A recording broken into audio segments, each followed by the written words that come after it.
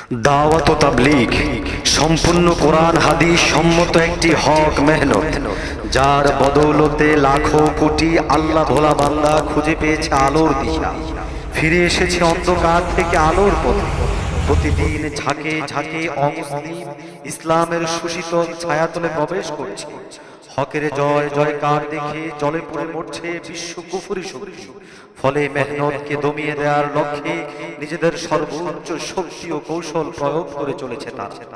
অত্যন্ত দুঃখজনক সত্য হলো, মুসলিমদের মধ্যেও কিছু লেভারদারি লোক এই মেহনতের বিরুদ্ধে অপপ্রচার চালাচ্ছে।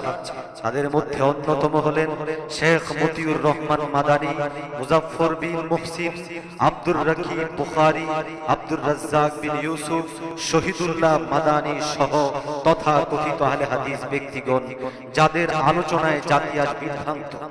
কিন্তু যুগে যুগে হকের সামনে বাতিল কখনোই দাঁড়াতে পারে না। তাদের অপপ্রচারের জবাব আর সত্য প্রকাশের অভিষ্ট লক্ষ্য নিয়ে এগিয়ে এসেছে এক ঝাঁক উলামাদের তত্ত্বাবধানে পরিচালিত আহলে সুন্নাত ওয়াল জামাত ইসলামিক দাওয়া সেন্টার।